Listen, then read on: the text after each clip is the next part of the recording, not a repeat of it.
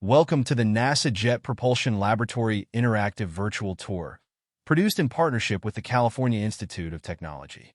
Using Virtual Tour, you can explore key areas of the Jet Propulsion Laboratory, including mission control, the spacecraft assembly facility, and the Von Karman Visitor Center and Auditorium. Reach for the stars using this comprehensive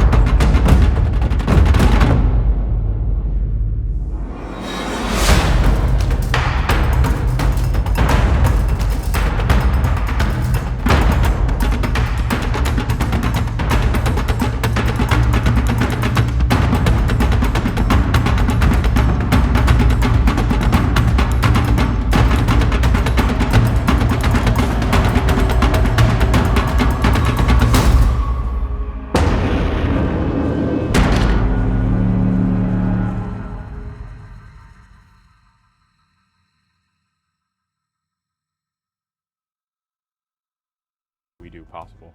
Imagine landing night, for example, for Curiosity without the Deep Space Network. There'd be no one in there because there'd be nothing to see. We would hear nothing from the spacecraft. No touchdown confirmed, no cheering, no nothing. The Deep Space Network is what helps us figure out where the spacecraft is. We wouldn't even get close to Mars without it. The Deep Space Network comprises of 3 complexes around the world, placed about 120 degrees apart. This ensures us that we are constantly in touch with the spacecraft as the Earth rotates. We're today tracking 33 spacecrafts, not only the US spacecrafts, also the spacecrafts from other countries. And remember, this is not only talking to the spacecraft. We have been able to do radar and radio astronomy. And it was the radar on this antenna that actually was used for even the men landing on the moon. 50 years ago, director of JPL, Dr. Pickering, and NASA established the Deep Space Network to provide communications for all the deep space missions, rather than having each of the missions build their own ground network. We used to use big analog recorders for telemetry signals. We used a 2-inch wide tape. In the beginning, the first computers we put in, we had 64,000 words maximum. And we had to be able to support every mission, NASA missions, other foreign missions, and digital technology and computers allowed that to happen. If you look at the Cassini mission, we've got a transmitter about an average of 800, 900 million miles away. The transmitter is about the power of your refrigerator light bulb. And that is what is bringing all these incredible images and data back. I think it's a resource to be treasured, but it's a resource that also needs to be nourished. We are looking at missions with higher data rate, more complicated missions with more instruments on the missions. We are looking at optical comm, and with optical comm, one day we should have streaming videos. You can see real time rather than a simulation. Seeing our success in almost real time and knowing right away and seeing those pictures, all possible because of the DSN. If there was no DSN, there would be no missions. We always remind the missions, don't leave the Earth without us.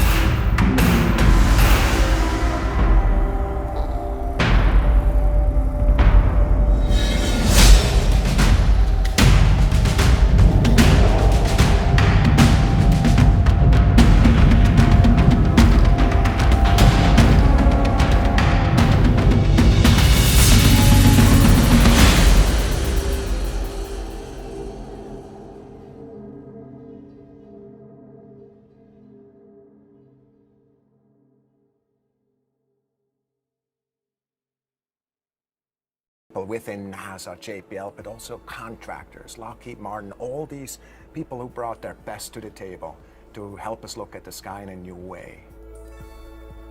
Mission Manager, go ahead. Mission Manager, loss of signal has been confirmed. Spitzer entered safe mode at 223031. So at this time, all of the members that supported the mission, that's in the friends and family area, could you please stand up to really acknowledge all of the great accomplishments that we have had with the Spitzer Space Telescope.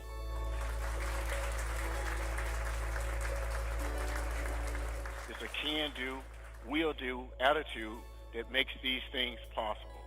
At this time, I will declare the Spitzer spacecraft decommissioned. If you understand how Spitzer works, how intricate and well-tuned it is, and how it represents the efforts of thousands of people, you appreciate what human beings are capable of.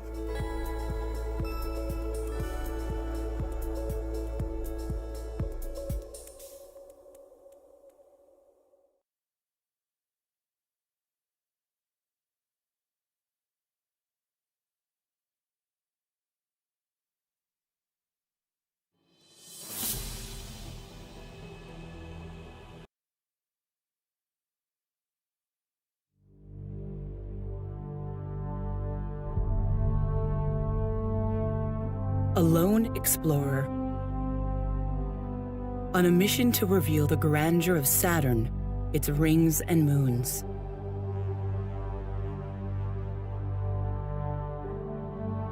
After 20 years in space, NASA's Cassini spacecraft is running out of fuel.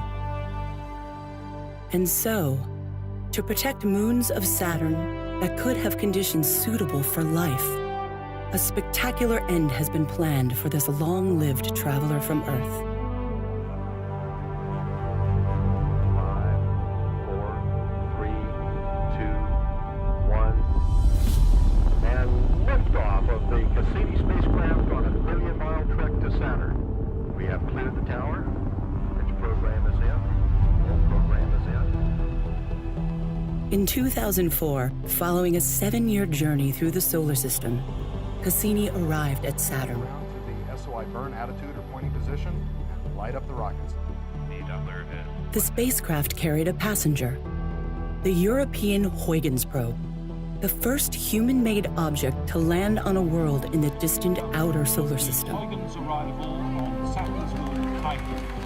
For over a decade, Cassini has shared the wonders of Saturn and its family of icy moons, taking us to astounding worlds where methane rivers run to a methane sea, where jets of ice and gas are blasting material into space from a liquid water ocean that might harbor the ingredients for life. And Saturn, a giant world ruled by raging storms and delicate harmonies of gravity. Now, Cassini has one last daring assignment.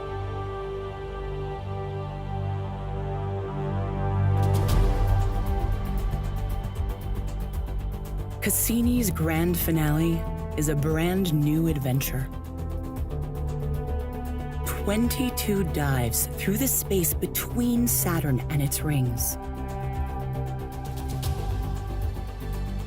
As it repeatedly braves this unexplored region, Cassini seeks new insights about the origins of the rings and the nature of the planet's interior, closer to Saturn than ever before.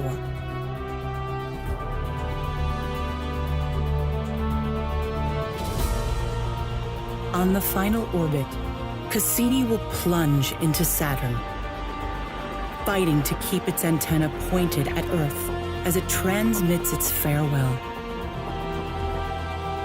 In the skies of Saturn, the journey ends, as Cassini becomes part of the planet itself.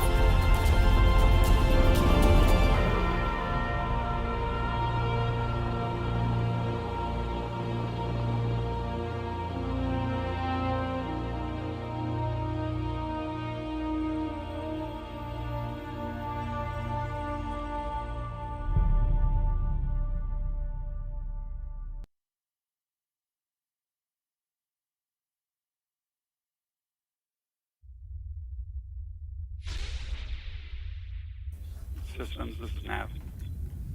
Go ahead, Nav. Yeah, we see the expected sharp shift upward and the Doppler residuals indicating the main engine has started. Copy that. That's good news. We're still awaiting confirmation of that in the tone. All stations on June Accord. This time we see the tone for minimum burn timer. Almost there.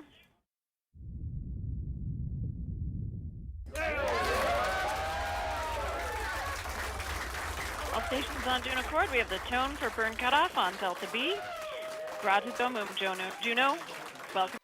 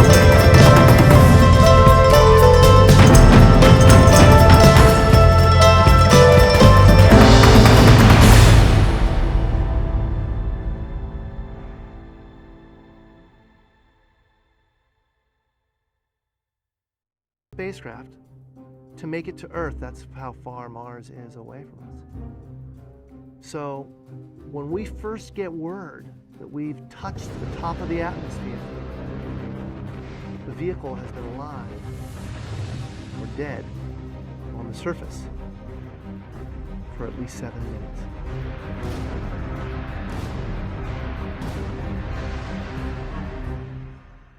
Entry, descent, and landing, also known as EDL, is referred to as the 7 minutes of terror because we've got literally 7 minutes to get from the top of the atmosphere to the surface of Mars, going from 13,000 miles an hour to 0 in perfect sequence, perfect choreography, perfect timing, and the computer has to do it all by itself with no help from the ground.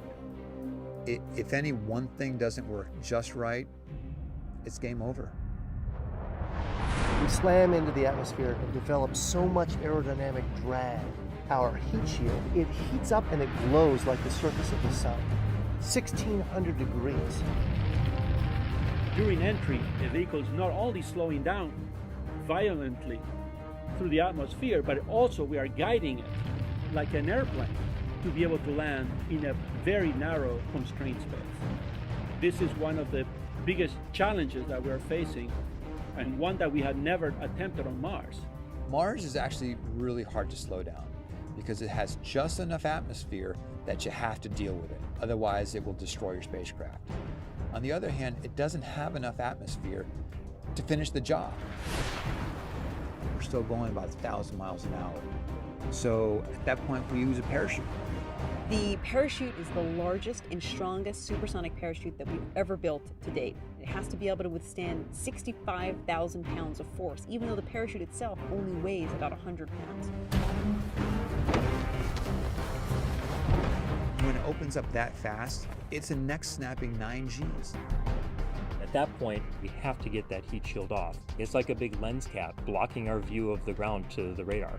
The radar has to take just the right altitude and velocity measurements at just the right time, or the rest of the landing sequence won't work. This big, huge parachute that we've got, it'll only slow us down to about 200 miles an hour. And that's not slow enough to land. So we have no choice, but we've got to cut it off and then come down in rockets. Once we turn those rocket motors on, if we don't do something, we're just going to smack right back into the parachute. So the first thing we do is make this really radical divert maneuver. We fly off to the side. Diverting away from the parachute, killing our horizontal velocity and our vertical velocity, getting the rover moving straight up and down so it can look at the surface with its radar and see where we're going to land. And we head straight down to the bottom of a crater, right beside a 6-kilometer high mountain. We can't get those rocket engines too close to the ground, because if we were to descend propulsively with our engines all the way to the ground, we would essentially create this massive dust cloud. That dust cloud could then go and land on the rover. It could damage mechanisms and it could damage instruments. So the way we solve that problem is by using the sky crane maneuver. 20 meters above the surface, we have to lower the rover below us on a tether that's 21 feet long, and then gently deposit on its wheels on the surface. As the rover touches down and is now on the ground, the descent stage is in a collision course with the rover. We must cut the bridle immediately and fly the descent stage to a safe distance from the rover.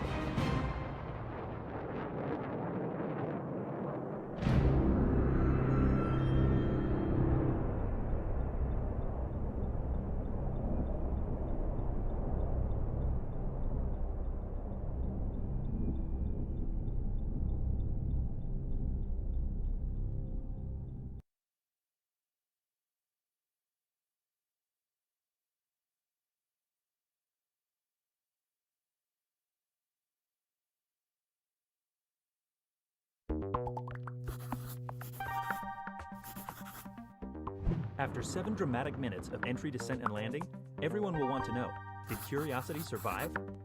There's a possibility we won't know, at least not right away.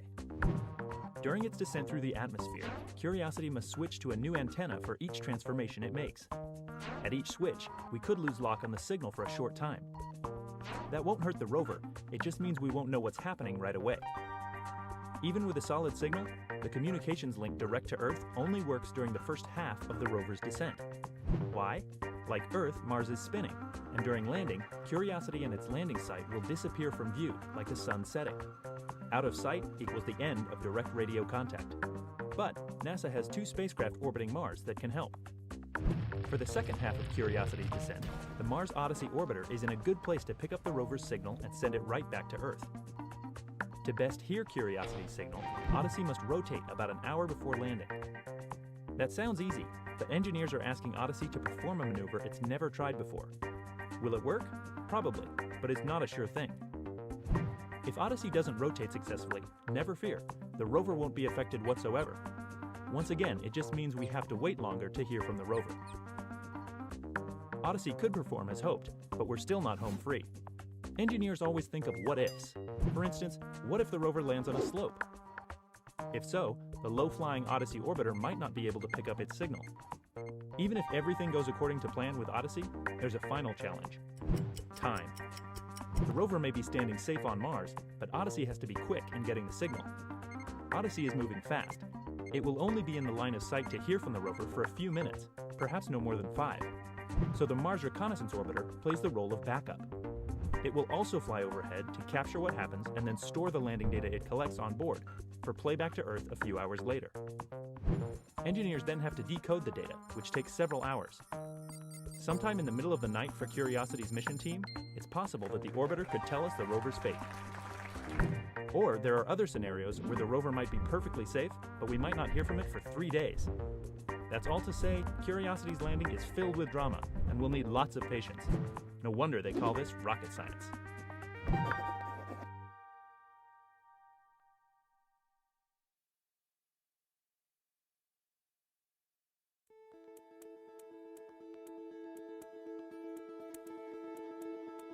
Good afternoon. I'm welcoming all the family and friends of the Spitzer Space Telescope as we see the end of